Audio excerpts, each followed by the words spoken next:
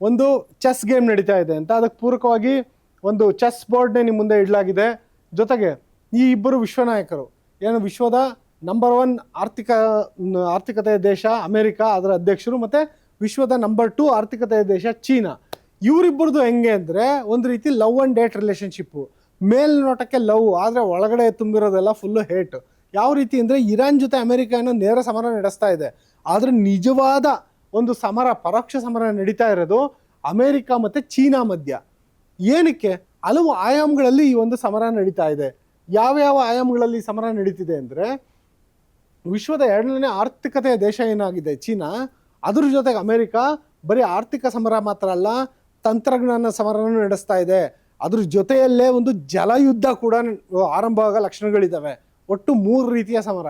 ಏನದು ಅಂತೇಳ್ಬಿಟ್ಟು ಒಂದೊಂದಾಗಿ ನೋಡೋದಾದರೆ, ಮೊದಲಿಗೆ ಇರಾನ್ನಿಂದ ತೈಲ ಖರೀದಿಸ್ತು ಚೈನಾದ ಒಂದು ಪೆಟ್ರೋಕೆಮಿಕಲ್ ಸಂಸ್ಥೆ. ಆ ಸಂಸ್ಥೆಗೆ ಅಮೆರಿಕ ಟ್ಯಾರಿಫ್ ಹಾಕಿದೆ ಮತ್ತು ದಿಗ್ಬಂಧನ ವಿಧಿಸಿದೆ, ಮತ್ತು ಆ ಸಂಸ್ಥೆಯ ಒಂದು ವಿದೇಶಿ ಅಕೌಂಟ್ಗಳನ್ನು ಫ್ರೀಸ್ ಮಾಡಿದೆ. ಇದೀಗ ಆ ಸಂಸ್ಥೆಯ ಒಂದು ಶೇರ್ ಮೌಲ್ಯ ಏನಿದೆ ಅದು ಪಾತಾಳಕ್ಕೆ ಬಿದ್ದಿದೆ. ಆ ಸಂಸ್ಥೆ ಹೇಳ್ತಿದೆ, ಇಲ್ಲಪ್ಪ ನಾವು ಇರಾನ್ನಿಂದ ತೈಲ ಖರೀದಿ ಮಾಡ್ತಿಲ್ಲ ಅಂತ. ಆದರೆ ಒಂದು ಚೀನಾ ಸರ್ಕಾರದ ಆಣತಿಯ ಮೇಲೆಗೆ ಆ ಸಂಸ್ಥೆ ತನ್ನ ಪ್ರಾಕ್ಸಿ ನೆಟ್ವರ್ಕ್ಗಳ ಮೂಲಕ ಇರಾನ್ನಿಂದ ತೈಲ ಖರೀದಿ ಮಾಡ್ತಿತ್ತು ಅಂತ ಅಮೆರಿಕ ಗೊತ್ತಾಗಿದ್ದೇ ತಡ ದಿಗ್ಬಂಧನ ವಿಧಿಸಿದೆ. ಅಂದರೆ ಚೀನಾಗೆ ಬೇಕಾಗಿರೋದು ಅತಿ ಹೆಚ್ಚು ಇಂಧನ, ಭಾರತ ಮತ್ತು ಚೈನಾಗೆ ಬೇಕಾಗಿರೋದು ಪೆಟ್ರೋಲಿಯಂ ಇಂಧನ ಮತ್ತು LPG ಅನಿಲ. ಅದನ್ನು ಚೀನಾ ವಿಶ್ವದ ಹಲವು ದೇಶಗಳಿಂದ ತರಿಸ್ಕೊಳುತ್ತೆ, ಇರಾನ್ನಿಂದನೂ ತರಿಸ್ಕೊಳುತ್ತೆ. ಇರಾನ್ನಿಂದ ತರಿಸ್ಕೊಳ್ಳೋದಕ್ಕೆ ಚೀನಾಗೆ ಲಾಭ ಏನು ಅಂದರೆ, ಒಂದು ಸ್ವಲ್ಪ ಕಡಿಮೆ ಬೆಲೆಗೆ ಚೀನಾಗೆ ಇಲ್ಲಿಂದ ತೈಲ ಸಿಗುತ್ತೆ. ರಷ್ಯಾದಿಂದ ಪೈಪ್ಲೈನ್ ಮೂಲಕನೇ ಬರುತ್ತೆ ಚೀನಾಗೆ ತೈಲ. ಅಂದರೆ ಚೈನಾಗೆ ಬಹಳ ದೇಶಗಳಿಂದ ಇಂಧನದ ಅಗತ್ಯತೆ ಇದೆ, ಅತಿ ಹೆಚ್ಚು ಇಂಧನದ ಅಗತ್ಯತೆ ಇದೆ. ಅದೇ ಕಾರಣದಿಂದಾಗಿ ಇರಾನ್ನಿಂದನೂ ತರಿಸ್ಕೊಳ್ಳುತ್ತೆ. ಆದರೆ ಇರಾನ್ನಿಂದ ಬರುವಂಥ ತೈಲ ನಿಲ್ಲಬೇಕು. ಈಗಾಗಲೇ ವೆನೆಜುವೆಲಾಯಿಂದ ಚೀನಾಗೆ ಬರ್ತಿದ್ದಂಥ ತೈಲ ಸ್ಟಾಪ್ ಆಗಿದೆ. ಅದೇ ರೀತಿಯಾಗಿ ಇರಾನ್ನಿಂದ ಬರೋ ತೈಲನ್ನು ಸ್ಟಾಪ್ ಆಗಬೇಕು ಅನ್ನೋದು ಅಮೆರಿಕದ ನಿಲುವು. ಅದು ಒಂದು ಮೊದಲನೇ ಯುದ್ಧ. ಇದು ದಿಗ್ಬಂಧನ ಯುದ್ಧ. ಇದನ್ನು ಅಮೆರಿಕ ಯಶಸ್ವಿಯಾಗಿ ನಡೆಸ್ಕೊಂಡು ಬರ್ತಾ ಇದೆ. ಅದು ಯಾವಾಗ ಅಂದರೆ, ಅಮೆರಿಕ ಅಧ್ಯಕ್ಷ ಟ್ರಂಪ್ ಮತ್ತು ಕ್ಸಿ ಜಿನ್ಪಿಂಗ್ ಮಧ್ಯೆ ಒಂದು ದ್ವಿಪಕ್ಷೀಯ ಮಾತುಕತೆಗೆ ಸಮಯ ನಿಗದಿಯಾಗಿದೆ. ಆ ದ್ವಿಪಕ್ಷೀಯ ಮಾತುಕತೆಗೆ ಮುನ್ನನೇ ಈ ರೀತಿಯಾದಂಥ ಒಂದು ದಿಗ್ಬಂಧನನ ಅಮೆರಿಕ ಹಾಕಿಟ್ಟಿದೆ. ಅದ್ರ ಜೊತೆಗೇನೆ ಇನ್ನೊಂದು ಆರೋಪನ ಕೂಡ ಮಾಡಿದೆ. ಏನಂದರೆ, ಈ ಚೀನಾದಿಂದ ಇರಾನ್ನಲ್ಲಿ ಕ್ಷಿಪಣಿ ಅಭಿವೃದ್ಧಿಗೆ ತಂತ್ರಜ್ಞಾನ ಮತ್ತು ರಾಸಾಯನಿಕ ರಫ್ತನ್ನು ಮಾಡ್ತಿದೆ ಅಂತ.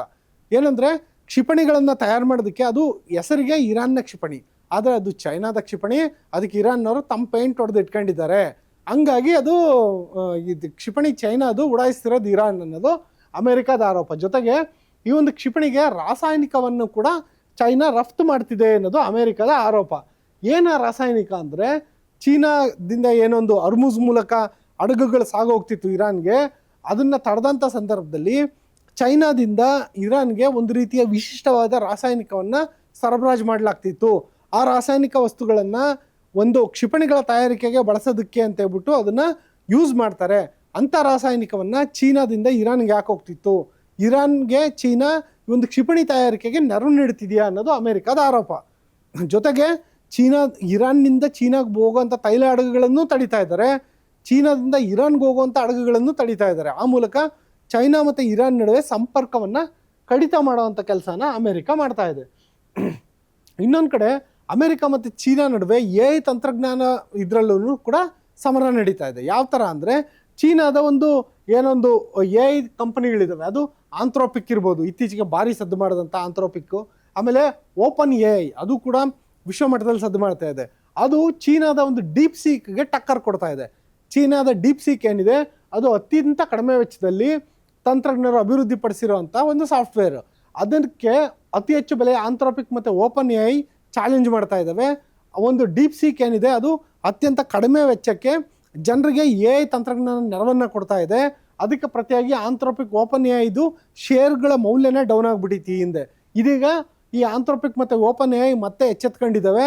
ಏನು ಡೀಪ್ ಸೀಕ್ಗೆ ಭಯಂಕರವಾಗಿ ಟಕ್ಕರ್ ಕೂಡ ಕೊಟ್ಟಿದ್ದಾವೆ. ಯಾಕೆಂದರೆ ಇದು ಭವಿಷ್ಯದ ತಂತ್ರಜ್ಞಾನ ಆಗಿರೋ ಕಾರಣದಿಂದಾಗಿ AI ಬಳಸ್ಕೊಂಡು ಅಮೆರಿಕ ಚೀನಾವನ್ನು ಮಣಿಸೋದಕ್ಕೆ ಪ್ರಯತ್ನ ಪಡ್ತಾ ಇದೆ. ಚೀನಾ ವಿರುದ್ಧ ಈಗಾಗಲೇ ಟ್ಯಾರಿಫ್ ಸಮರ ಕೂಡ ಮಾಡಿತ್ತು, ಅದು ನಿಮಗೆಲ್ಲರಿಗೂ ಗೊತ್ತಿದೆ. ಭಾರತದ ವಿರುದ್ಧ ಏನು 50% ಟ್ಯಾರಿಫ್ ಹಾಕಿತ್ತು, ಅದಕ್ಕಿಂತ ಹೆಚ್ಚು ಟ್ಯಾರಿಫನ್ನು ಚೈನಾ ವಿರುದ್ಧ ಹಾಕಿದ್ರೂ ಕೂಡ ಅಮೆರಿಕ ಏಕಪಕ್ಷೀಯವಾಗಿ ಅದನ್ನು ವಾಪಸ್ ತಗೊಬೇಕಾಯ್ತು. ಯಾಕೆಂದರೆ ಅಮೆರಿಕ ಕೈ ಸುಟ್ಕೊಂತು. ಚೈನಾದಿಂದ ತನಗೆ ಬೇಕಾದಂಥ ವಸ್ತುಗಳನ್ನ ತರಿಸ್ಕೊಂಡಲೆ ಅದಕ್ಕೆ ಹೆಚ್ಚು ಟಾರಿಫ್ ಹಾಕಿದ್ರೆ ಅದ್ರ ಹೊಡೆತ ಬೀಳೋದು ಅಮೇರಿಕಾಗೆ ಅನ್ನೋದು ಟ್ರಂಪ್ಗೆ ನಿಧಾನವಾಗಿ ಅರಿವಾಯಿತು. ಇವೆಲ್ಲದ್ರ ಜೊತೆಗೆ ಮಲಕ್ಕಾ ಜಲಸಂಧಿ ಏನಿದೆ ಅದ್ರ ಮೇಲೆ ಕೂಡ ಅಮೇರಿಕ ಕಣ್ಣಿಟ್ಟಿದೆ. ಯಾಕೆಂದರೆ ಇಂಡೋನೇಷ್ಯಾ ಮತ್ತು ಮಲೇಷ್ಯಾ ಎರಡೂ ರಾಷ್ಟ್ರಗಳ ನಡುವಣ ಒಂದು ಜಲಸಂಧಿ ಏನಿದೆ ಆ ಜಲಸಂಧಿಯಲ್ಲಿ ಏನೊಂದು ಚೀನಾದ 40%ಗೂ ಹೆಚ್ಚು ಸರಕು ಸಾಗಣೆಗಳಾಗುತ್ತೆ ಮಲಕ್ಕಾ ಜಲಸಂಧಿ ಮೂಲಕ. ಆ ಮಲಕ್ಕಾ ಜಲಸಂಧಿ ಮೂಲಕ ಬಂದರೆ ಆ ನಂತರ ಮಲಕ್ಕಾ ಜಲಸಂಧಿ ನೀವೇನು ಇಲ್ಲಿ ನೋಡ್ತಿದ್ರ ಇಂಡೋನೇಷ್ಯಾ ಮತ್ತು ಮಲೇಷ್ಯಾ ಅವೆರಡೂ ದೇಶಗಳ ಮಧ್ಯ ಸಾಗು ಬರೋದೇ ಮಲಕ್ಕಾ ಜಲಸಂಧಿ. ಇಲ್ಲಿಂದ ಸಾಗಿ ಬಂದು ಭಾರತದ ಅಂಡಮಾನ್ ನಿಕೋಬಾರ್ ದ್ವೀಪಗಳ ಒಂದು ಪಕ್ಕದಿಂದ ಚೀನಾ ಹಾದೋಗ್ಬೇಕು. ಚೀನಾದ ಹಡಗುಗಳು ಸುಮಾರು 40% ಅಷ್ಟು ಇಲ್ಲಿಂದ ವ್ಯಾಪಾರ ವಹಿವಾಟು ನಡೆಯುತ್ತೆ. ಈ ಒಂದು ಜಲಸಂಧಿ ಮೇಲೆ ಕೂಡ ಅಮೆರಿಕ ಕಣ್ಣಿಟ್ಟಿದೆ. ಈ ಮೂಲಕ ಇಂಡೋನೇಷ್ಯಾ ಜೊತೆಗೆ ಒಂದು ರಕ್ಷಣಾ ಒಪ್ಪಂದವನ್ನು ಕೂಡ ಅಮೆರಿಕ ಮಾಡ್ಕೊಂಡಿದೆ. ಈ ಮೂಲಕ ಒಂದು ವೇಳೆ ಏನಾದರೂ ಚೈನಾ ಬಾಲ ಬಿಚ್ಚಿದ್ರೆ ಈ ಮಲಕ್ಕಾ ಜಲಸಂಧಿಯನ್ನು ಬ್ಲಾಕ್ ಮಾಡಿಬಿಟ್ಟು ಚೀನಾಗೆ ಪಾಠ ಕಲಿಸ್ಬೇಕು ಅಂತ ಅಮೆರಿಕ ರೆಡಿಯಾಗಿದೆ. ಅಂದರೆ ಒಟ್ಟು 3 ಹಂತದ ಸಮರಕ್ಕೆ ಅಮೆರಿಕ ಚೀನಾ ವಿರುದ್ಧ ರೆಡಿಯಾಗಿದೆ. ಅದು ಒಂದು AI ತಂತ್ರಜ್ಞಾನ ಸಮರ, ಮತ್ತಿನ್ನೊಂದು ಆರ್ಥಿಕ ಸಮರ, ಮೂರನೇದು ಮಲಕ್ಕಾ ಸಮರ. ಆ 3 ಸಮರಗಳಿಗೂ ಕೂಡ ಅಮೆರಿಕ ರೆಡಿ ಆಗ್ತಾ ಇದೆ. ಅಂದರೆ ಭವಿಷ್ಯದಲ್ಲಿ ಅಮೆರಿಕ ಮತ್ತು ಚೀನಾ ಅಂದರೆ ವಿಶ್ವದ ನಂಬರ್ 1 ಮತ್ತು ವಿಶ್ವದ ನಂಬರ್ 2 ಆರ್ಥಿಕತೆಯ ರಾಷ್ಟ್ರಗಳು ಯುದ್ಧ ಭೂಮಿಯಲ್ಲಿ ಮುಖಾಮುಖಿ ಆಗೋ ಸಾಧ್ಯತೆಗಳಿದೆಯಾ? ಸದ್ಯದ ಮಟ್ಟಿಗೆ ಅದು ಯುದ್ಧ ಭೂಮಿಯಲ್ಲ, ಅದು ಆರ್ಥಿಕ ಸಮರಕ್ಕೆ ಮತ್ತು ತಂತ್ರಜ್ಞಾನ ಸಮರಕ್ಕೆ ಸೀಮಿತ ಆಗಿದೆ ಅನ್ನೋ ರೀತಿ ಕಂಡು ಬರ್ತಿದೆ. ಮುಂದಿನ ದಿನಗಳಲ್ಲಿ ಏನಾಗ್ಬೋದು? ಟ್ರಂಪ್ ಅಂತ ಒಬ್ಬ ಹುಚ್ಚುದರೆ ಇರುವಂಥ ಒಂದು ಪ್ರಪಂಚದಲ್ಲಿ ಏನು ಬೇಕಾದರೂ ಆಗ್ಬೋದು. ಇಂಥ ಒಂದು ಅಂತಾರಾಷ್ಟ್ರೀಯ ಮಟ್ಟದ ಜಾಗತಿಕ ಸುದ್ದಿಗಳು ಮತ್ತು ಅದರ ವಿಶ್ಲೇಷಣೆಗಳು ಮತ್ತು ಒಳನೋಟಗಳು ಇದನ್ನು ಒತ್ತು ತರೋಂಥ ಕೆಲಸವನ್ನು ನಿರಂತರವಾಗಿ ನಾವು ಮಾಡ್ತೀವಿ ವೀಕ್ಷಕರೇ.